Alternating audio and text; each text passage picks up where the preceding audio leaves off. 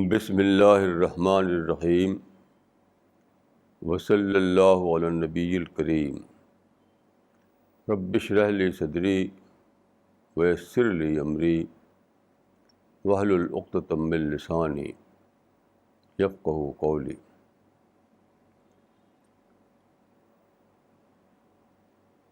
آج کا ٹاپک ہے رمضان دی منتھ آف فاسٹنگ، یعنی روزے کا مہینہ۔ پیغمبر اسلام صلی اللہ علیہ وسلم کی ایک حدیث کے مطابق اسلام کے 5 رکن ہیں، یعنی 5 پلرس ہیں: ایمان، نماز، روزہ، حج اور زکوٰۃ۔ اس کو کہا جاتا ہے ارکان خمسہ۔ ان 5 ارکان میں سے ایک ہے روزہ۔ روزہ پورے ایک مہینے کے لیے ہوتا ہے۔ ہجری کیلنڈر کا 9واں مہینہ، جس کو رمضان کہا جاتا ہے، اس مہینے میں پورے ایک مہینے کے لیے روزہ رکھنا، یہ ہے اسلام کے 5 ارکان میں سے ایک رکن۔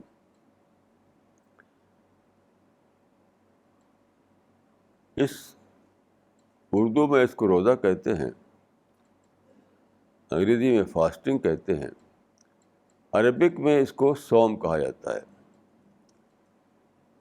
صوم کا مطلب ہے ایبسٹیننس، رکنا۔ حدیث میں کہا گیا ہے رمضان کو شہر الصبر، صبر کا مہینہ۔ تو رکنے کا مہینہ یا صبر کرنے کا مہینہ دونوں ایک ہی بات ہے، یعنی پیشنس کا مہینہ۔ تو بظاہر روزے کے زمانے میں یہ ہوتا ہے کہ دن کے وقت، یعنی صبح صادق سے سورج کے غروب ہونے تک کھانا اور پینا چھوڑ دیا جاتا ہے، یعنی کھانے اور پینے سے رکنا، یہ ہے روزہ کی ظاہری صورت۔ لیکن روزہ حقیقت میں ہر اس چیز سے رکنا ہے جس کو خدا و رسول نے منع کیا ہے۔ ہر اس چیز سے رکنا ہے، یعنی گویا کہ روزہ اس مقصد کے لیے ہے کہ آدمی اپنے آپ کو خدا کی منع کی ہوئی چیزوں سے روکنے کی تربیت لے۔ کیونکہ دیکھیے، ایک مہینہ جب برابر آپ روزہ رکھتے ہیں تو سائیکالوجیکل اسٹڈیز جو ہیں، نفسیات کا جو مطالعہ ہے، بتاتا ہے کہ برابر 30 دن تک اگر آپ ایک کام کو کریں ریگولر طور پر، تو وہ آپ کی ہیبٹ بن جاتا ہے۔ یہ ہے ٹریننگ، اس کا نام ہے ٹریننگ۔ تو ایک مہینے تک جب آپ رکتے ہیں، اپنے آپ کو روکتے ہیں کھانے پینے سے، غلط چیزوں سے، مثلا جھوٹ بولنے سے روکتے ہیں، اور ڈس آنیسٹی سے روکتے ہیں، اور وائلنس سے روکتے ہیں اپنے آپ کو، تو یہ ساری چیزیں جو ہیں، جو منع ہیں شریعت میں، جب آپ اس سے روکتے ہیں تو آپ کے اندر ایک پرسنالٹی بنتی ہے، ایک ایسی پرسنالٹی جس میں نگیٹو آسپیکٹ نہ ہو، صرف پازیٹیو آسپیکٹ ہو۔ یہ ہے روزہ۔ تو روزہ دراصل تربیت کا مہینہ ہے، ٹریننگ کا مہینہ ہے، اپنے آپ کو تیار کرنے کا مہینہ ہے۔ دیکھیے روزے سے پہلے جو مہینہ ہے شعبان کا مہینہ ہے. حدیث میں آتا ہے کہ جب شعبان کا مہینہ آتا تھا تو رسول اللہ روزہ رکھنا شروع کر دیتے تھے. سارا مہینہ نہیں، شعبان کے مہینے میں آپ کچھ روزے رکھتے تھے رمضان سے پہلے. یہ کیا تھا؟ یہ تھی تیاری. رمضان سے پہلے رمضان کی تیاری، روزے کے مہینہ آنے سے پہلے روزے والی باتوں کی تیاری. یہ تھا رسول اللہ کا طریقہ کہ رمضان کا مہینہ جب آنے والا ہو تو پہلے ہی سے آپ اپنے کو تیار کرنا شروع کر دیں. پھر دیکھیے رمضان کا مہینہ جو ہے، روزے کا مہینہ جو ہے، اس کا آغاز ہوتا ہے نیا چاند دیکھنے سے. یعنی شعبان کی آخری تاریخ کو لوگ آسمان پر دیکھتے ہیں کیا نیا چاند ہو گیا، یعنی رمضان کا چاند ہو گیا. تو آپ جانتے ہیں کہ یہ جو قمری کیلنڈر ہے، یعنی لونر کیلنڈر، جس میں چاند پر بیس کرتے ہوئے تاریخیں بنائی گئی ہیں، تو اس میں ہر مہینہ چاند نئے چاند سے، نیو مون سے شروع ہوتا ہے. ہر مہینہ یعنی 12 کے 12 مہینے نیو مون سے شروع ہوتے ہیں. تو جب پہلی شام آتی ہے، جب کہ امید ہوتی ہے کہ رمضان کا چاند ہوگا، تو لوگ گھروں سے باہر آ کر کے آسمان پر دیکھتے ہیں. تو اس معاملے میں ایک بات یہ ہے کہ کیلنڈر کے ذریعے تاریخ معلوم کر لی جائے یا آسمان پر دیکھ کر کے چاند کا ہونا معلوم کیا جائے. تو یہاں تک میں سمجھتا ہوں دونوں ہی صحیح ہیں. یعنی اگر کیلنڈر دیکھ کر آپ رمضان کے مہینے کی پہلی تاریخ جانیں، اس سے روزہ رکھیں، یہ بھی صحیح ہے. اور اگر آپ ایسا کریں کہ آسمان پہ دیکھیں اور نیا چاند جب آ جائے تب آپ روزہ رکھنا شروع کریں، وہ بھی صحیح ہے. البتہ آنکھ سے جو چاند دیکھا جاتا ہے اس میں ایک اور فائدہ ہے. وہ یہ ہے کہ شعبان کی آخری شام جو ہے، آخری دن جو ہے، اس کی شام ہی سے روزے کی ہلچل شروع ہو جاتی ہے. ہلچل یعنی لوگ سوچتے ہیں کہ مغرب کی نماز پڑھی، اس کے بعد سوچتے ہیں کہ چلو بھائی چاند دیکھیں، چاند ہو گیا کہ نہیں ہو گیا پتہ کریں. تو اس کا چرچا ہوتا ہے، اس کی ہلچل ہوتی ہے، لوگ دیکھ رہے ہیں آسمان میں. اچھا، جب چاند دکھائی دے گا تو پھر ایک حوصلہ پیدا ہوگا، ایک انسپریشن ملے گا. جیسا کہ رسول اللہ صلی اللہ علیہ وسلم نے جب چاند کو دیکھا تو آپ نے فرمایا اللہم اعلہ علینا بالامن والامان والسلامۃ والاسلام. ایک نیا واقعہ جب ہو تو آدمی کے اندر سے ذکر نکلتی ہے، دعا نکلتا ہے. ایک فطری بات ہے، جب بھی کوئی نیا واقعہ ہوتا ہے تو آپ کچھ ذکر کا کلمہ بولتے ہیں، کچھ دعا کرتے ہیں. تو رسول اللہ صلی اللہ علیہ وسلم جب دیکھا رمضان کے مہینے کا پہلا چاند تو آپ نے فرمایا کہ اے اللہ، یہ چاند ہمارے لیے امن اور سلامتی کا مہینہ ہو.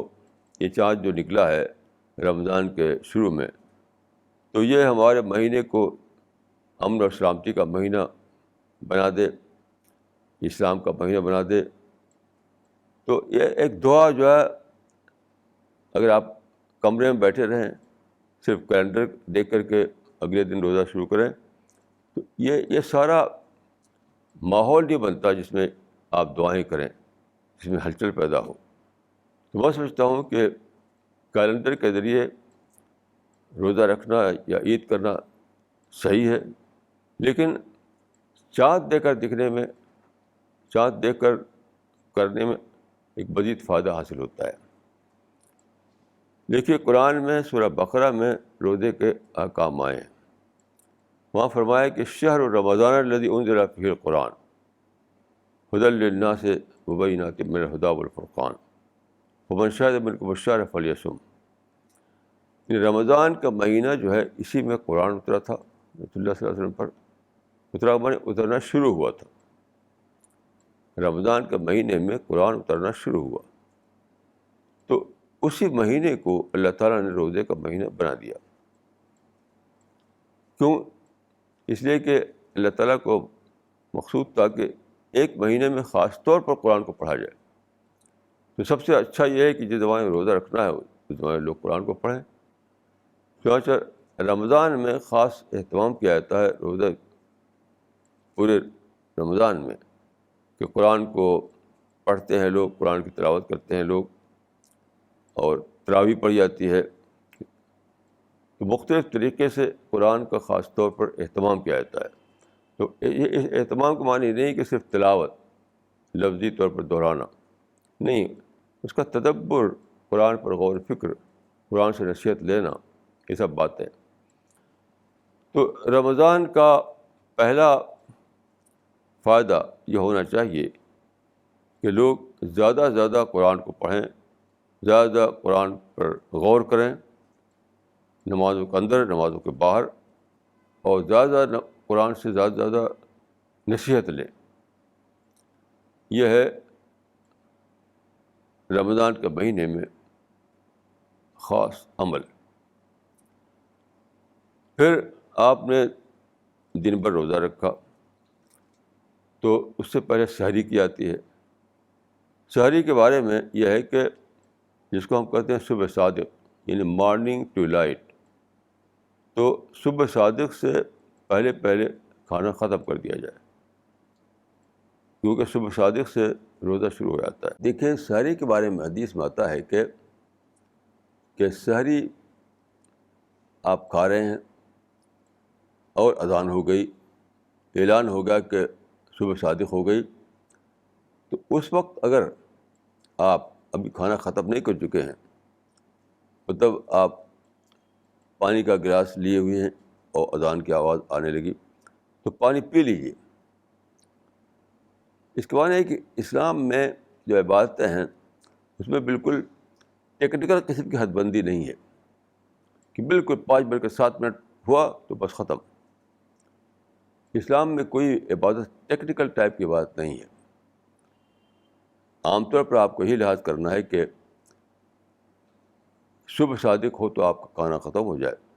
لیکن اگر کبھی ایسا ہو کہ آپ دیر میں اٹھے, کھانا شروع کیا تو ابھی ختم نہیں ہوا تھا, اذان ہو گئی, تو اس کو آپ پورا کر لیجیے, کیونکہ عبادت جو ہے کوئی ٹیکنیکل فعل نہیں ہے, ایک اسپریچول فعل ہے, اسپرٹ سے بھرا ہوا فعل ہے. تو اس کے بعد کیا ہوتا ہے کہ فجر کی نماز پڑھی جاتی ہے. فجر کی نماز میں لبی قرأت ہوتی ہے. لبی قرأت کا مطلب کیا ہے؟ لبی قرأت مطلب ہے کہ صبح کا وقت بہت ہی اچھا وقت ہوتا ہے, بہت ہی زیادہ فریش ہوتا ہے آدمی جب سو کر اٹھتا ہے. تو اس وقت جب کہ آپ فریش ہوتے ہیں, اس وقت لمبی قرأت سنیں قرآن مجید کی, اور زیادہ سے زیادہ غور کریں اس پر. سنیں تو غور کریں. جب امام پڑھ رہا ہوتا ہے قرآن تو اس کا مطلب نہیں کہ آپ خالی بس کھڑے ہوئے ہیں, نہیں, آپ سن رہے ہیں, غور کر رہے ہیں, سن رہے ہیں, غور کر رہے ہیں. یہ ہونا چاہیے. ہر حال میں قرآن جب پڑھا جائے, سنا جائے, تو اس کا مقصد ہوتا ہے کہ اس پر غور کیا جائے. اب دن آپ نے شروع کیا تو دن بھر آپ نے اپنے آپ کو بچایا پانی سے, کھانے سے. تو ہر بار آپ کو جب پانی پیاس لگی, جب بھوک لگی, تو آپ سوچیں کہ خدا کی کتنی بڑی نعمت ہے یہ پانی اور کھانا, کہ ایک وقت مجھے بند کر دیا گیا کھانا میرا, تو کتنی مجھے محسوس ہو رہا ہے کتنا زیادہ. اس ایک دن کھایا نہیں, ایک دن پانی نہیں پیا, تو اتنا محسوس ہو رہا ہے, بھوک کا اور پیاس کا اتنا زیادہ احساس ہو رہا ہے. اگر برابری نہ ملے کھانا, برابری نہ ملے پانی, تو کیا ہوگا؟ اس طرح سے رمضان کا مہینہ آپ کو آخرت کی یاد دلاتا ہے. آخرت، کیونکہ آپ جانتے ہیں کہ مرنے کے بعد آدمی آخرت کی دنیا میں جاتا ہے تو وہاں یہ تو زمین چھن چکی ہوگی. یہ سب جو چیزیں دنیا میں آپ کو حاصل ہیں وہ سب چھن چکے ہوں گے. کوئی بھی آدمی نہیں ہے جو یہ سب لے کر کے وہاں جائے. اکیلا وہاں جاتا ہے آدمی، اکیلا ہی پہنچتا ہے. اب جس نے دنیا میں ایسا کام نہیں کیا تھا کہ اس کو یہ نعمتیں دوبارہ دی جائیں. دیکھیے آخرت میں ایسا ہوگا کہ کچھ لوگوں کو یہ نعمتیں دوبارہ اور اچھے ڈھنگ سے دی جائیں گی. کچھ لوگ وہ ہوں گے جن سے یہ نعمتیں چھن جائیں گی. یعنی جنہوں نے دنیا میں ڈیوائن لا کو فالو کیا، خدا کے حکم پر چلے، ان کو یہ نعمتیں، یہ کھانا، یہ پانی، یہ ہوا، یہ سبزہ، یہ ساری چیزیں جو ہم دیکھتے ہیں زمین کے اوپر، یہ سب دوبارہ اور زیادہ اچھی حالت میں دی جائیں گی. لیکن جنہوں نے خدا کے خلاف کام کیا، جنہوں نے خدا کے قانون کو نہیں مانا، ان سے چھن جائیں گے سب نعمتیں. تو روزے میں جب آدمی بھوک پیاس میں ہوتا ہے تو وہ یاد کرتا ہے کہ کیسی عجیب نعمت ہے یہ اللہ تعالیٰ کی. اگر میں خدا کے حکم پر نہ چلوں یہ ساری نعمتیں چھن جائیں گی تو کیا حال ہوگا میرا. اس طرح سے روزہ آپ کو یاد دلاتا ہے آخرت کی. روزہ آپ کو یاد دلاتا ہے کہ آپ کس طرح سے اپنے آپ کو خدا کی پکڑ سے بچائیں. روزہ آپ کو یاد دلاتا ہے کس طرح آپ اپنے آپ کو جنت کا مستحق بنائیں. یہ ساری چیزیں اس وقت ہوتی ہے جب کہ روزہ رکھ کر کے آپ کا ذہن کھلا ہوا ہو، آپ ہمیشہ سوچتے رہیں، باتوں پر دھیان دیتے رہیں. اس طرح سے دیکھیے آپ نے فجر کی نماز پڑھی، پھر آپ نے ظہر کی نماز پڑھی، پھر آپ نے عصر کی نماز پڑھی، پھر مغرب کا وقت آ گیا. ان ساری نمازوں میں آپ یاد کرتے رہے خدا کو، آخرت کو، قرآن کی باتوں کو، حدیث کی باتوں کو. پھر مغرب کا وقت آیا. مغرب کا وقت آپ جانتے ہیں کہ جسٹ آفٹر سن سیٹ ہے. یہ سورج ڈوبا تو مغرب کا وقت شروع ہو گیا. تو وہی وقت افطار کا ہوتا ہے، وہی وقت افطار کا ہوتا ہے. تو اس کے بارے میں حدیث میں آیا ہے کہ میری امت اس وقت تک خیر پر رہے گی جب تک وہ افطار کے لیے جلدی کرے گی. ما عجل الفطر، اس کا مطلب یہ نہیں کہ وقت سے پہلے افطار کر لیا، یہ مطلب نہیں ہے. افطار تو وقت ہی پر کرنا ہے. اس میں جو چیز ہے وہ ایک احتیاطی تاخیر، احتیاط کے نام پر دیر کرنا کہ چلو بھائی 5 منٹ احتیاط کر لو، تو یہ اسلام میں نہیں ہے. جیسے ہی وقت ہوا افطار کر لیجیے. کیونکہ جب آپ احتیاطی تاخیر کرتے ہیں اس معنی ہے کہ آپ روزے کے فارم کو زیادہ اہمیت دے رہے ہیں. کیونکہ تاخیر کرنا یعنی 5 منٹ دیر میں افطار کرنا یہ روزے کے فارم کا معاملہ ہے، اسپرٹ کا معاملہ نہیں ہے. تو ایک ہے روزے کی اسپرٹ، ایک ہے اس کا فارم. تو اگر ٹائم ہو گیا، سورج ڈوب گیا تو فوراً کے فوراً آپ افطار کر لیں. لیکن اگر آپ معلوم ہوگا کہ سورج ڈوب چکا ہے تب بھی آپ احتیاط کے نام پر دیر کریں، اس کے معنی کہ آپ نے اس کے فارم کو اہمیت دی. تو جب امت میں وہ وقت آ جائے کہ فارم کو زیادہ اہمیت دی جانے لگی، یعنی اس کی اسپرٹ جو ہے وہ کم ہو جائے اور فارم کا اہتمام بڑھ جائے، تو وہ وقت امت کے لیے اچھا وقت نہیں ہوگا. کیونکہ ہر عبادت اصلاً نام ہے ایک اسپرٹ کا، نہ کہ صرف فارم کا. تو اس طرح سے آپ نے مغرب کی نماز ادا کی. اب کھانا پینا آپ کے لیے جائز ہو گیا. اس کے بعد آپ عشاء کا وقت آیا، عشاء کی نماز پڑھی آپ نے. پھر آپ خدا کا شکر ادا کرتے ہوئے آپ سو گئے. سو کر اٹھے تو صبح کو پھر وہی طریقے سے عمل کیا آپ نے کہ صبح صادق ہوئی تو اس سے پہلے آپ نے سحری کیا. تو یہ ہے روزے کا روٹین. اب میں چند باتیں عرض کروں گا جو روزے میں کرتا ہے آدمی. مثلاً تراویح. اب دیکھیے روزے میں کیا ہوتا ہے کہ تراویح کیا ہے؟ تراویح تہجد کو وقت سے پہلے پڑھنا ہے. یہ تہجد کا وقت ہوتا ہے فجر سے پہلے، لیکن آپ تراویح پڑھ لیتے ہیں عشاء کے بعد. یہ تراویح کی تقدیم ہے، یہ پہلے پڑھ لینا.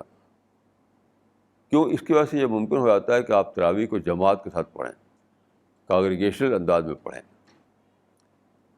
جو سو کر اٹھتے ہیں جب لوگ، پھر اس وقت جو تہجد پڑھتے ہیں تو ہر آدمی اکیلے اکیلے پڑھتا ہے، اکیلے اکیلے پڑھتا ہے، تو وہ بھی ایک طریقہ ہے. تو رمضان میں اس کو کانگریگیشنل بنا دیا گیا ہے کہ عشاء کے بعد سب لوگ مل کر کے تراویح پڑھیں. دیکھیے تراویح کا خاص مقصد کیا ہے؟ تراویح کا خاص مقصد ہے نماز کی حالت میں قرآن کو سننا، پورے قرآن کو. آپ جانتے ہیں کہ تراویح میں ایک حافظ امامت کرتا ہے روزانہ عشاء کے بعد. یہاں تک اسی طرح سے ہر روز تھوڑا تھوڑا قرآن پڑھ کر کے وہ تراویح پڑھاتا ہے، یہاں تک کہ پورا قرآن وہ رمضان میں ختم کر دیتا ہے. تو گیا کہ پورے قرآن کا مطالعہ ہوا. یہ یعنی پورے قرآن کا سن کر مطالعہ. قرآن کا مطالعہ یہ کیا ہے کہ آپ پڑھ کر قرآن کا اسٹڈی کریں، قرآن کا مطالعہ کریں. تو ایک ہے قرآن کو پڑھ کر اس پر سوچنا، غور کرنا. ایک ہے کہ سن کر سوچنا اور غور کرنا. تو کیا تراویح جو ہے سن کر قرآن کا مطالعہ کرنے کا نام ہے، سن کر قرآن کی اسٹڈی کرنے کا نام ہے. تو جب آپ سنتے ہیں تو ساتھ ساتھ آپ سوچتے ہیں.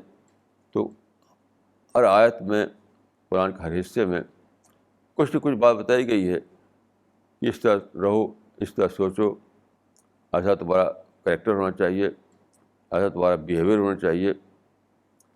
تم کو صرف خدا کو اپنا سول کنسرن بنانا چاہیے. یعنی وہ ساری باتیں جس کو ہم اسلام کہتے ہیں وہ سب روزانہ قرآن کی شکل میں ہمیں سنائی جاتی ہیں. تو یہ ہے فائدہ تراویح کا کہ تراویح جو ہے کانگریگیشن انداز میں، یعنی اجتماعی انداز میں قرآن کو سننے کا نام ہے. یعنی یوں کہہ سکتے ہیں کہ قرآن کا اجتماعی مطالعہ ہے. تراویح جو ہے قرآن کا اجتماعی مطالعہ ہے، یعنی مل کر قرآن کو پڑھنا، مل کر قرآن پر غور کرنا. پھر دیکھیے قرآن کو سنتے ہوئے آپ کے ذہن میں کئی بار ایسا ہوتا ہے کوئی سوال آ سکتا ہے، کوئی پہلو آ سکتا ہے. تو تراویح کے بعد پھر ڈسکشن کریں. تو ڈسکشن بھی تراویح کا ایک جز ہے. ایسا نہیں کہ تراویح اب بھاگ کے آپ چلے گئے، نہیں. تراویح سے آپ کا ذہن ایکٹیویٹ ہوگا. تراویح میں قرآن کو پڑھ کر کے آپ کے مائنڈ میں کچھ سوالات پیدا ہو سکتے ہیں، کوئی پہلو آپ کے ذہن میں آ سکتا ہے. تو تراویح کے بعد اس پر ڈسکشن کرنا، اس پہ بات کرنا آپس میں. تو یہ قرآن کا چرچا ہو گیا. تو تراویح ایک طرف قرآن کا آپ کو مطالعہ کراتی ہے، دوسری طرف آپ کو تراویح کے ذریعے آپ کو موقع ملتا ہے کہ آپ قرآن کا چرچا کریں. یعنی اسی پر سوچیں، اسی کا ذکر کریں، اسی پر ایکسچینج کریں، اسی پر ڈسکشن کریں. یہ سب اس میں جڑا ہوا ہے. اس طرح سے دیکھیے رمضان کے آخری عشرہ میں، یعنی آخری 10 دن یا اس سے کم یا زیادہ اعتکاف کیا جاتا ہے. اعتکاف کیا ہے؟ اعتکاف مطلب ہے سیکلوژن میں جانا، تنہائی میں جانا. تو اعتکاف میں یہ کرتا ہے آدمی کہ اپنے کچھ وقت کو نکالتا ہے، وہ فارغ کرتا ہے 10 دن یا اس سے کم و بیش. تو مسجد میں وہ بالکل جا کر کے یعنی وہی رہنے لگتا ہے. تو مسجد میں کیا کرے گا وہ؟ ظاہر ہے کہ وہ نماز پڑھے گا، قرآن کو پڑھے گا، ذکر کرے گا، اللہ کی یاد کرے گا، یہ سب ہوگا مسجد میں. تو کیا کہ رمضان کے کچھ دنوں میں پوری طرح سیکولر میں جا کر کے، یعنی اپنے آپ کو الگ کر کے، اپنے کو ڈٹیچ کر کے بقیہ زندگی سے صرف قرآن ہی کے بارے میں اپنے آپ کو، قرآن ہی کے اوپر اپنے آپ کو لگا دینا، یعنی قرآن پر سوچنا، قرآن کو پڑھنا، نماز میں، نماز کے باہر. تو یہ گویا کہ تنہائی میں جا کر قرآن کا مطالعہ کرنا ہے. تو اس کے لیے اعتکاف کیا جاتا ہے، اور یہ اعتکاف رمضان میں ہوتا ہے. اس طرح سے دیکھیے قرآن میں قرآن میں روزے کے بارے میں آیا ہے کہ روزہ اس لیے فرض کیا گیا کہ تمہارے اندر تقویٰ پیدا ہو. تقویٰ کے معنی ہوتے ہیں پرہیز، بچنا. ایک حدیث ہے، ایک صحابی نے دوسرے صحابی سے پوچھا کہ تقویٰ کیا ہے؟ تو انہوں نے تقویٰ کو اس طرح ڈیفائن کیا کہ تقویٰ کے لفظی معنی بچنا، پرہیز کرنا. تو انہوں نے کہا کہ تم کبھی ایسے راستے سے گزرے ہو جو جھاڑیوں کے بیچ سے گزر رہا ہو، ادھر بھی جھاڑی ادھر بھی جھاڑی، کانٹے دار جھاڑی، تھارنی بشز. تو انہوں نے کہا کہ ہاں، کیونکہ پہلے عرب میں ایسا بہت ہوتا تھا. تو انہوں نے پوچھا کہ تم نے ایسے موقع پہ کیا کیا؟ تو انہوں نے کہا کہ شمبر تو وجتہد تو، نہیں اپنے کپڑے خوب سمیٹ لیے اور بچتے بچتے نکل گیا کہ کانٹا ڈر لگ جائے. تو انہوں نے کہا کہ ذالک تقویٰ، یہی تقویٰ ہے، یعنی بچتے ہوئے گزرنا، اپنے آپ کو کانٹوں سے بچاتے ہوئے نکل جانا. یہ بتایا گیا ہے قرآن مجید میں تقویٰ کا مقصد، یعنی قرآن مجید میں بتایا گیا کہ رمضان کا مقصد ہے تقویٰ پیدا کرنا، لعلکم تتقون. تو تقویٰ کیا ہے؟ بچتے ہوئے زندگی گزارنا. کیونکہ دیکھیے دنیا میں انسان کے اندر غلط خواہشیں ہوتی ہیں، غلط عادتیں ہوتی ہیں، شیطان بہکاتا ہے، اور نفس آدمی کو طرح طرح کے نگیٹو تھاٹ لاتا ہے آدمی کے اندر. ان سب چیزوں سے ہمیں بچنا ہے. تو اسے بچنے کے لیے رمضان میں ٹرین کیا جاتا ہے. رمضان میں آپ پانی سے اور کھانے سے دن کے اوقات میں اپنے آپ کو بچاتے ہیں. اس طرح سے ہر چیز سے بچنے کا اپنے اندر اسپرٹ پیدا کرتے ہیں، اپنے آپ کو ٹرین کرتے ہیں. تو رمضان اس معنی میں اپنے آپ کو بچاتے ہوئے زندگی گزارنے کا سبق ہے. ہر اس چیز سے بچانا جو آپ کی پرسنالٹی کو بگاڑنے والا ہو، جو آپ کو سچائی سے ڈیویٹ کرنے والا ہو، جو آپ کے یعنی جو خدا کا راستہ جو آپ نے پکڑا ہے اس کے سوا کسی اور راستے پہ آپ کو ڈالنے والا ہو، جو آپ کو شیطان کی طرف لے جانے والا ہو. ان سب چیزوں سے اپنے کو بچاتے ہوئے، پرہیز کرتے ہوئے زندگی گزارنا. اس اعتبار سے کہنا سے ہوگا کہ رمضان جو ہے پرہیزگاری کا مہینہ ہے، پرہیزگاری کا مہینہ ہے. یہ قرآن کے مطابق ہے. تو قرآن میں جہاں حکم دیا گیا ہے وہاں کہا گیا کہ لعلکم تتقون، کہ روزے کا تم کو حکم دیا گیا تاکہ تم اپنے اندر تقویٰ پیدا کرو، یعنی بچتے ہوئے زندگی گزارنے کی تربیت لو. یعنی نماز، یعنی پانی اور کھانا چھوڑ کر کے یہ سوچو اس طرح سے ہمیں اور بھی بہت ساری چیزیں چھوڑنا ہے، بہت ساری چھوڑنا ہے. ایسے ہی قرآن میں بتایا گیا ہے کہ لعلکم تشکرون، تاکہ تمہارے اندر شکر پیدا ہو. یعنی روزے کا مقصد بتایا گیا تمہارے اندر شکر پیدا ہو. اب سوچیں کہ شکر کیسے پیدا ہوگا؟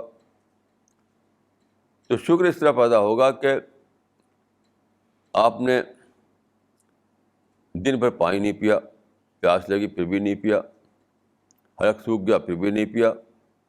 اب شام کو جب آپ پانی پیتے ہیں تو لگتا ہے کیسی عجیب نعمت ہے اللہ تعالیٰ کی یہ. تو رسول اللہ صلی اللہ علیہ وسلم نے شام کو جب افطار کیا اور پانی پیا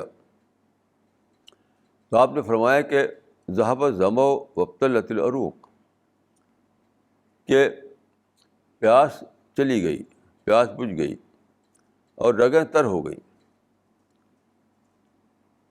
تو پانی سے وقتی طور پر دن کے اوقات میں آپ کو محروم کر کے جب شام کو پانی ملا تو اس وقت شدید احساس پیدا ہوگا، کیونکہ محرومی کے بعد جب یافت ہوتی ہے تو احساس بڑھا دیتی ہے.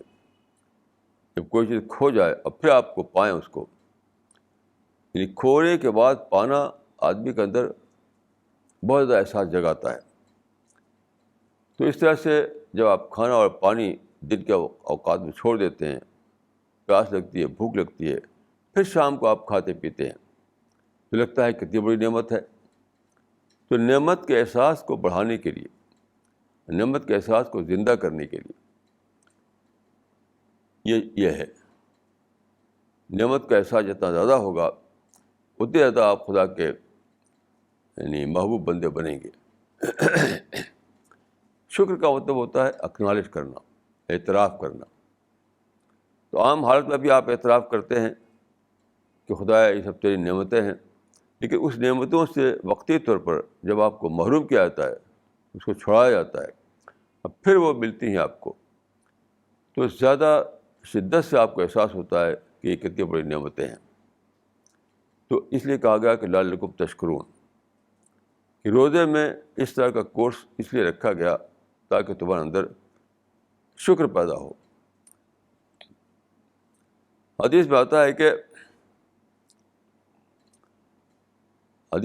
کہ بہت سے روزہ دار ایسے ہیں جن کو اپنے روزے سے بھوک سے پیاس کے سوا کچھ نہیں ملتا، بھوک پیاس کے سوا کچھ نہیں ملتا. یہ کون لوگ ہیں؟ یہ جو فرمایا کہ بہت سے روزہ دار ایسے ہیں جن کو اپنے روزے سے بھوک پیاس کے سوا کچھ نہیں ملتا. یہ کون لوگ ہیں؟ یہ وہ لوگ ہیں جنہوں نے روزے کو اس کے فارم کے اعتبار سے رکھا اور اس کی اسپرٹ کے اعتبار سے نہیں رکھا. یعنی قرآن کے مطابق روزے کی اسپرٹ ہے کہ آدمی کے اندر تقویٰ پیدا ہو، پرہیزگاری پیدا ہو، شکر پیدا ہو، اعتراف پیدا ہو. یہ اس کی روح ہے، اس کی اسپرٹ ہے. اب ایک شخص نے روزہ رکھا لیکن اس اسپرٹ سے خالی تھا اس کا دن اور رات. روزہ رکھ کر کے بھی اس کے اندر تقویٰ نہیں آیا، روزہ رکھ کر کے بھی اس کے اندر شکر پیدا نہیں ہوا. تو اس معنی کہ روزہ رکھا اس نے فارم کے اعتبار سے، ظاہری شکل کے اعتبار سے، تو اس کو کچھ نہیں ملے گا. جیسے آپ دیکھیے ایک پھل ہے تو ہر پھل میں ایک چھلکا ہوتا ہے، تو آپ چھلکا کھائیں اور اس کا اندر کا جو ہے اس کو پھینک دیں تو کہا جائے کہ آپ کو پھل نہیں ملا، آپ کو پھل میں صرف چھلکا ملا. اس طرح سے جو لوگ روزے کے زمانے میں ایسا کریں کہ اس کے فارم کے اعتبار سے تو روزہ رکھیں اور اپنے اندر اسپرٹ نہ پیدا کریں شکر کی اور تقویٰ کی، تو انہوں نے کہا کہ پھل کے چھلکے کو لیا اور اس کے مغز کو چھوڑ دیا. اسی لیے فرمایا کہ بہت سے روزہ دار ایسے ہیں جن کو اپنے روزے سے بھوک پیاس کے سوا اور کچھ نہیں ملتا. دیکھیں ایک حدیث ہے، رسول اللہ نے فرمایا کہ من لم یدع قول الزور والعمل به فلیس للہ حاجۃ فی ان یدع طعامہ وشرابہ، کہ جس آدمی نے جھوٹ بولنا اور جھوٹ پر عمل کرنا نہ چھوڑا تو اللہ کو اس کی حاجت نہیں کہ وہ اپنے پانی کو، اپنے کھانے کو چھوڑ دے. کیونکہ اصل چیز جو چاہیے تھی وہ تھا، یعنی اصل چیز تو یہ تھی کہ آدمی کے اندر شکر کی اور تقویٰ کی اسپرٹ پیدا ہو، خدا کا خوف پیدا ہو، خدا کے معاملے میں پرہیزگاری پیدا ہو، خدا کے انعامات کو خدا کے انعامات کا وہ اعتراف کرے. شکر کہتے ہیں اعتراف کو. یہ سب چیزیں تھیں جو چاہیے، جو مطلوب تھی روزے سے، وہی پیدا نہیں ہوئی. تو فرمایا کہ ایسا آدمی جو ہے روزہ رکھے نہ رکھے دونوں برابر ہیں. یہاں پر سوچئے کہ جھوٹ کیا ہے اور جھوٹ پہ عمل کرنا کیا ہے. کیونکہ دیکھیں دو لفظ آئے ہیں، کسی نے جھوٹ بولنا اور جھوٹ پہ عمل کرنا نہیں چھوڑا. تو اس کا مطلب کیا ہے؟ تو جھوٹ بولنا یہ ہے کہ آپ ایک ایسی بات بولیں جو آپ کو کرنا نہیں ہے. جھوٹ بولنا یہ ہے کہ آپ ایک ایسی بات بولیں جس کو آپ کو کرنا نہیں ہے. کسی آدمی نے آپ سے مدد مانگی، کوئی ضرورت تھی اس کو، آپ نے کہا ہاں بالکل میں تمہاری ضرورت پوری کروں گا، اور دل میں ہے کہ مجھے اس کو کچھ ایک پیسہ بھی نہیں دینا ہے، تو آپ جھوٹ بولے. تو ایک ہے جھوٹ بولنا، جو ہے کہ جھوٹ پر عمل کرنا. جھوٹ پر عمل کرنا یہ ہے کہ آدمی جو کر رہا ہے اس کو بیوٹیفل الفاظ میں بتائے. جو کر رہا ہے وہ غلط کام ہے، لیکن اس کے لیے بیوٹیفل شبد بول رہا ہے. یہ جھوٹ پر عمل کرنا ہے.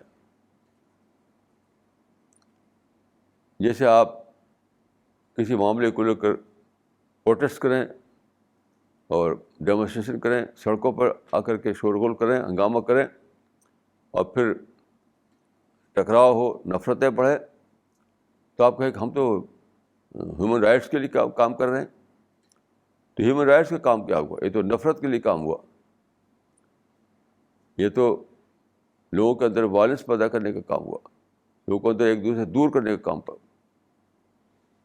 تو ایسا کام کرنا کہ وہ کام خود تو صحیح نہ ہو اور آپ اس کو بیوٹیفل شبد بول کر کے یہ کہیں کہ بہت اچھا کام ہے، بہت اچھا کام ہے، یہ جھوٹ پر عمل کرنا کہا جائے گا. تو یہ دونوں چیزیں بہت ہی بری ہیں، جھوٹ بولنا بھی اور جھوٹ پر عمل کرنا بھی.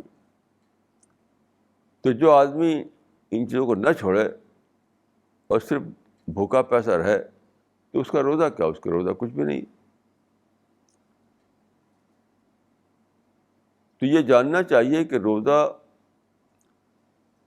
کا دو پہلو ہے، ایک ہے اس کی اسپرٹ، دوسرا اس کا فارم. تو دونوں اعتبار سے ہمیں روزہ رکھنا پڑتا ہے، اسپرٹ کے اعتبار سے بھی اور فارم کے اعتبار سے بھی. اسپرٹ کو الگ کرنے کے بعد صرف فارم کو کوئی دہرائے تو اس کی کوئی ویلیو اللہ تعالیٰ کے ہاں نہیں ہے. اس طرح دیکھیے حدیث میں آتا ہے کہ رسول اللہ صلی اللہ علیہ وسلم روزے میں بہت زیادہ خیرات کرتے تھے، بہت زیادہ لوگوں کو مدد کرتے تھے. تو یہ اسپرٹ بھی رمضان میں جگائی جاتی ہے، کیونکہ جب آپ کو پیاس لگتی ہے تو آپ سوچتے ہیں کہ وہ لوگ جن کے پاس پانی کا انتظام نہیں ہے وہ کتنی بڑی مصیبت میں ہیں. جب آپ کو بھوک لگتی ہے تو آپ سوچتے ہیں کہ جن لوگوں کے پاس کھانے کے لیے کچھ نہیں ہے تو ان کو کتنی بڑی مصیبت ہے. تو اپنی پیاس سے دوسروں کی پیاس کو سوچنا، اپنے بھوک سے دوسروں کی بھوک کا اندازہ کرنا، یہ ہے مقصد روزے کا. اسی لیے رسول اللہ صلی اللہ علیہ وسلم زیادہ خیر خیرات کا کام کرتے تھے روزے میں، کیونکہ روزہ آپ کے اندر احساس کو جگاتا ہے. دوسروں کے یعنی دوسرے لوگ جو کہ مصیبتوں میں پڑے ہوئے ہیں، جن کی ضرورتیں پوری نہیں ہو رہی ہیں، جو غریب ہیں، تو ان کے جیسے حالات اپنے اندر پیدا کرنا. وہ تو اس لیے ایک شخص وہ ہے جو اس لیے بھوکا رہ گیا کہ اس پر پیسہ نہیں تھا، ایک شخص اس لیے بھوکا رہا کہ وہ خدا کے حکم کے تحت اس نے کھایا نہیں بالقصد، ایسا ہوتے ہوئے. تو اس معنی کہ یہ ایک اپنے آپ کو بھوک کی حالت میں لے آ کر کے بھوکے لوگوں کا یعنی احساس کرنا ہے. یعنی قصداً اپنے آپ کو بھوکا رکھ کر کے اپنے کو یہ احساس دلانا ہے کہ جو لوگ بھوکے رہتے ہیں کتنی بڑی مصیبت میں رہتے ہیں. جب یہ احساس ہوگا تو آپ زیادہ کام کریں گے دوسروں کے لیے, زیادہ لوگوں کو مدد کریں گے, زیادہ لوگوں کی خدمت کریں گے, جس کو قرآن میں کہا گیا ہے مرحمہ. مرحمہ یا مواسات اس کو کہا گیا ہے. تو یہ احساس بھی پیدا ہوتا ہے رمضان کے اندر, اور ظاہر ہے کہ یہ بہت زبردست, بہت بڑی چیز ہے. اس کو ہم کہتے ہیں خدمت انسان. تو خدمت انسانی پیدا ہوتی ہے روزے کے ذریعے سے, جس کو فلانتھراپی کہا جاتا ہے. تو فلانتھراپی کا جذبہ پیدا ہونا, انسان کی خدمت کا جذبہ پیدا ہونا, غریبوں کی مدد کرنے کا جذبہ پیدا ہونا, یہ بھی روزے کا ایک مقصد ہے. رمضان میں آخری زمانے میں کہا گیا ہے کہ ایک شب قدر آتی ہے. شب قدر, تو شب قدر کے بارے میں یہ ہے کہ یہی وہ رات ہے جس دن قرآن اتارا گیا, مطلب اترنا شروع ہوا. تو وہ رمضان کے آخر میں آتی ہے. تو اللہ تعالیٰ نے اس کو ایک یادگار رات قرار دے دیا. یادگار رات, کہ جس رات کو قرآن رسول اللہ صلی اللہ علیہ وسلم پر اترا تھا, جب کہ آپ غار حرام تھے. آپ تو پہلی بار جو اترا تھا قرآن غار حرام میں آپ کے اوپر, تو وہ رمضان کے آخری زمانے کی ایک رات تھی. تو اس رات کو اللہ تعالیٰ نے ایک یادگار رات قرار دے دیا, اور ہر سال اس رات کو لوگوں کو حکم دیا گیا کہ وہ عبادت کریں, زیادہ سے زیادہ یاد کریں قرآن کو, اور یاد کریں کہ اللہ تعالیٰ نے کس طرح سے ہدایت کا انتظام کیا انسان کے لیے قرآن کی صورت میں. تو وہ رات ان باتوں کو یاد کرنے کی رات ہے. لیلۃ القدر میں آپ یہ سب یاد کریں کہ خدا کی کتنی بڑی رحمت ہے کہ اس نے اپنی کتاب اتاری اور ہمیں یہ موقع دیا کہ ہم کتاب کے ذریعے ہدایت حاصل کریں, اپنی زندگی کو سنواریں, جنت کے مستحق بنیں. تو یہ سب باتوں کو یاد کرنا. حدیث میں آتا ہے کہ حضرت عائشہ نے رسول اللہ سے پوچھا کہ اگر میں شب قدر کو پاؤں تو میں کیا کروں؟ تو آپ نے فرمایا کہ یہ دعا کرو کہ اللہم انت عفو تحب العفو فاعف عنی. اے خدا تو معاف کرنے والا ہے, تو معافی کو پسند کرتا ہے, تو اے خدا تو مجھ کو معاف کر دے. یہ سب سے بڑی دعا ہے جو مومن کرنا چاہیے, شب قدر میں بھی, شب قدر کے باہر بھی. لیکن شب قدر کی اہمیت یہ ہے کہ اس دن اللہ تعالیٰ نے قرآن کو اتارا, اس رات کو اللہ تعالیٰ نے قرآن کو اتارا, انسان پر اپنی رحمت کا اظہار کیا. یعنی خدا نے اس رات کو اپنی کتاب رحمت بھیجی انسان کی طرف, تاکہ انسان اس کو فالو کر کے خدا کی مغفرت حاصل کرے, جنت حاصل کرے. تو اس لیے یہ دعا کی اہمیت ہے کہ اے خدا تو معافی کو پسند کرتا ہے, تو معاف کرنے والا ہے, تو مجھے معاف فرما, میری مغفرت فرما, مجھے جنت میں داخل کر دے. تو اس موقع کے لحاظ یہ دعا بہت ہی زیادہ موزوں ہے. اس لیے آپ نے فرمایا کہ اگر تم شب قدر کو پاؤ تو یہ دعا کرو. اس طرح سے روزہ کا مہینہ گزارتے ہوئے آخری دن آتا ہے. تو آخری دن کے بعد جو اگلا دن ہے وہ شوال کا پہلا دن ہے. یہاں بھی چاند دیکھا جاتا ہے. یعنی رمضان کی جب آخری رات ہوتی ہے, رمضان کا جب آخری دن ہوتا ہے, تو جب آدمی شام ہوئی, مغرب نماز پڑھی, تو پھر دوبارہ آسمان میں دیکھتے ہیں لوگ کہ کیا عید کا چاند ہو گیا، کیا شوال کا چاند ہو گیا. تو جب شوال کا چاند ہو گیا تو پھر رمضان ختم، تو پھر روزہ ختم، اس کے بعد روزہ نہیں رکھا جاتا. لیکن وہ رات بہت اہم ہے. رمضان کے خاتمے کے بعد جو پہلی رات آتی ہے شوال کی، وہ بہت اہم ہے، کیونکہ اس کے بارے میں حدیث میں آتا ہے کہ وہ لیلۃ الجائزہ ہے، انعام کی رات ہے. اس رات کو لیلۃ الجائزہ کہا گیا ہے، انعام کی رات. کیوں؟ کیونکہ ایک مہینہ آپ نے اللہ تعالیٰ کے حکم کو فالو کیا، ایک مہینے تک آپ نے روزہ رکھا، ایک مہینے تک آپ نے روزے والے اسپرٹ کو اپنے اندر پیدا کیا. تو ایک مہینے کا یہ عمل جو کیا آپ نے، اب پہلی رات کو اس کا بدلہ دیا جاتا ہے، اس لیے اس کو کہا گیا ہے لیلۃ الجائزہ. تو یہ جو رات ہوتی ہے کہ رمضان کا خاتمہ اور شوال کا آغاز کے درمیان میں، اس رات کو بہت ہی خاص طور پر آدمی کو چاہیے کہ وہ رات کو عبادت کرے، دعا کرے، اللہ تعالیٰ سے استغفار کرے اور جنت کی کا طالب ہو. کیونکہ وہ لیلۃ الجائزہ ہے، یعنی اللہ تعالیٰ خود چاہتے ہیں کہ بندہ مجھ سے مانگے تاکہ میں اس کو دوں. تو وہ دینے کی رات ہے، وہ رات جو ہے وہ دینے کی رات ہے. اس دینے کی رات کو جو سو جائے تو بہت ہی محروم ہے.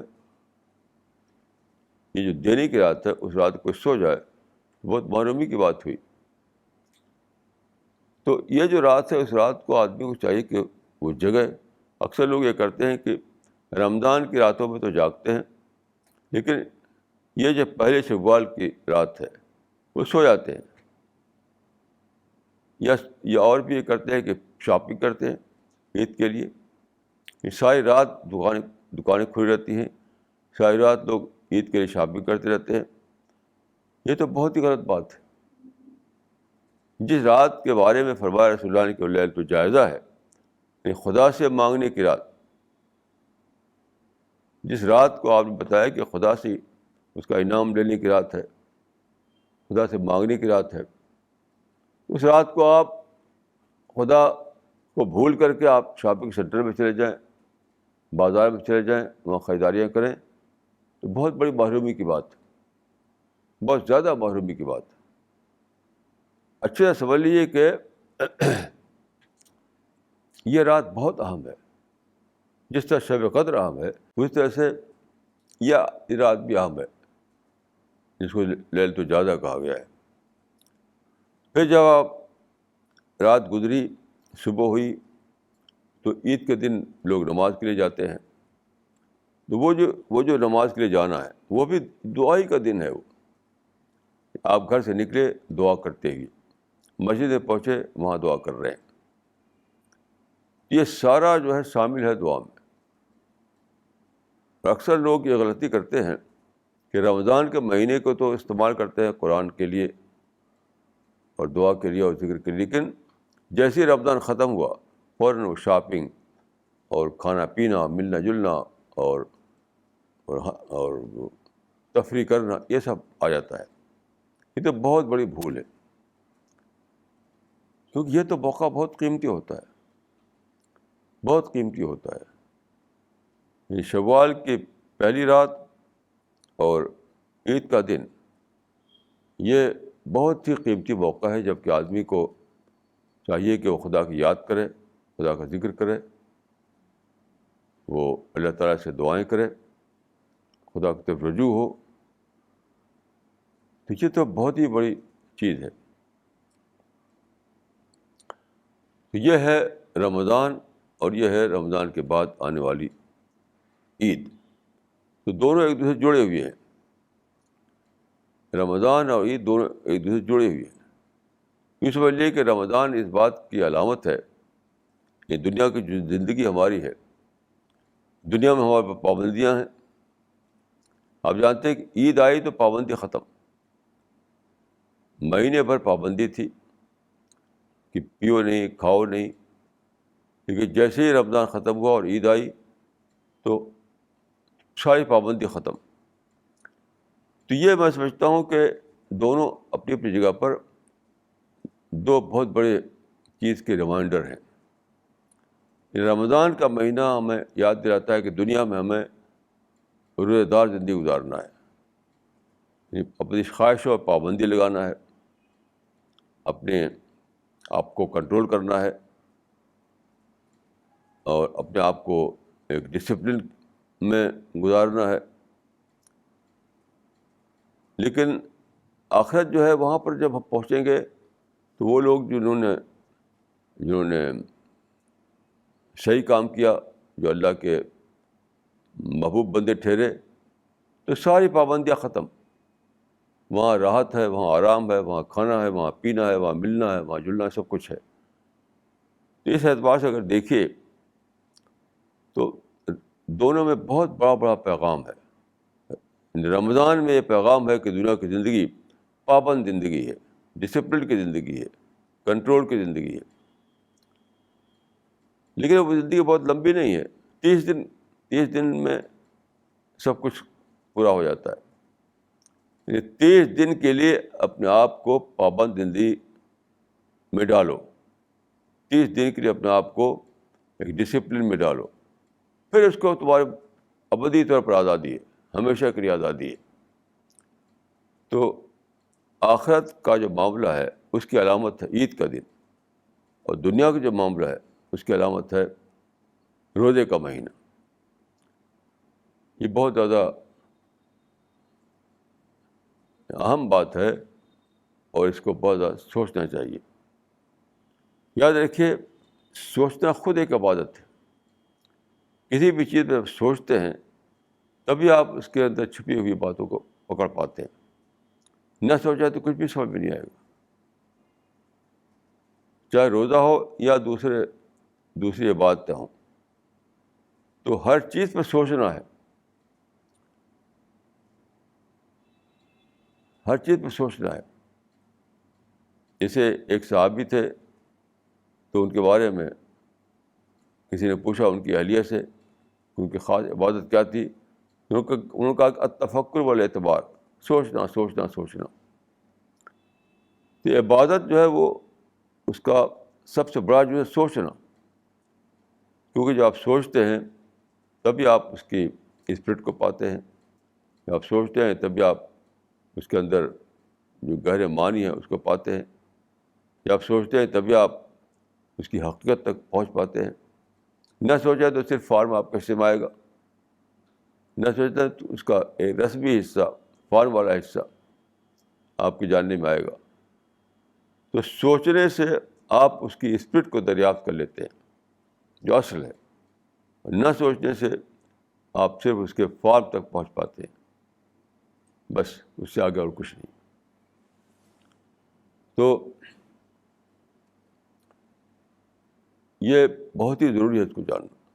روزے کا مطلب جو لوگ یہ سمجھ لیں کہ بس کھانا پینا چھوڑنا ہے دن کے اوقات میں، نہیں. ہر ڈسٹریکشن سے بچا کر سوچنے کے قابل بنانا. سچ پوچھے تو ڈسٹریکشن سے بچا کر کے، یعنی زندگی میں ہر وقت ڈسٹریکشن ہوتا ہے.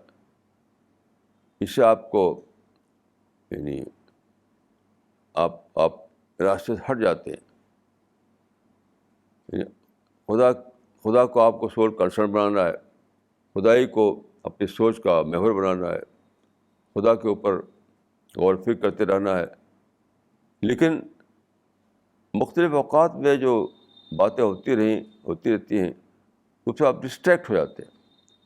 تو ڈسٹریکشن سے آپ کا بہت زیادہ نقصان ہوتا ہے. تو رمضان کا مقصد ایک اعتبار سے یہ بھی ہے کہ آپ کو اس بات کے لیے ٹرین کرنا کہ اپنے آپ کو ڈسٹریکشن سے بچائیں، اپنے آپ کو ڈسٹریکشن سے بچائیں، راستہ سے ہٹے نہیں آپ. یہ بھی ایک روزے کا مقصد ہے، کیونکہ جیسے ڈسٹریکشن ہوا آپ کو تو آپ کا ذہن ہٹ گیا دوسری باتوں کی طرف. جیسے مثال کے طور پر دیکھیے، لوگ بڑی دھوم مچاتے ہیں روزے میں، سحری میں کھانے کی دھوم، اور افطار کی دھوم، یہ بھی ڈسٹریکشن ہے، یہ بھی ڈسٹریکشن ہے. جب آپ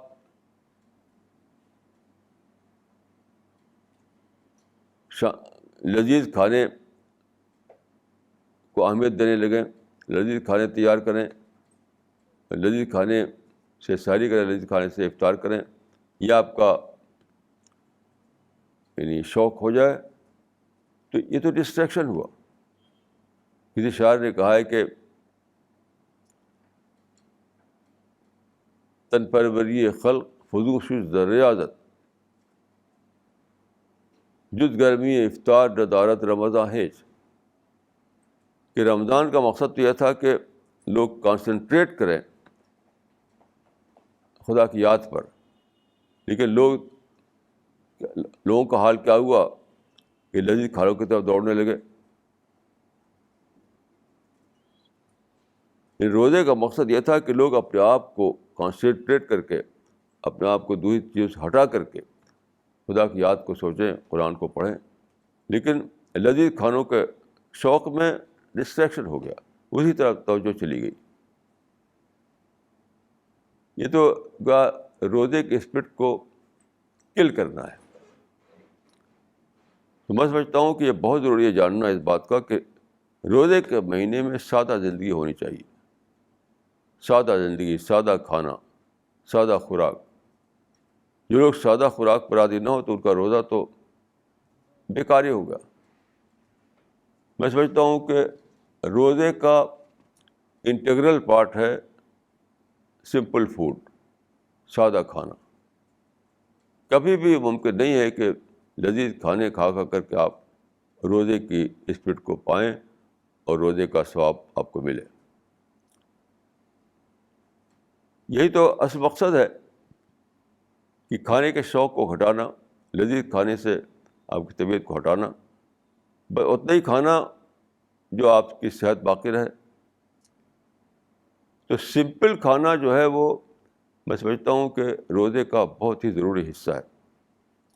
بغیر سمپل کھانے کے روزے کا مقصد آپ کو نہیں ملے گا. تو روزہ جو ہے اس کا ایک مقصد ہے، اس مقصد کو کل کر دیتا ہے یہ معاملہ کہ آپ لذیذ کھانوں کی طرف دوڑنے لگیں. اقول قولی ھذا واستغفر اللہ لی ولکم اجمعین.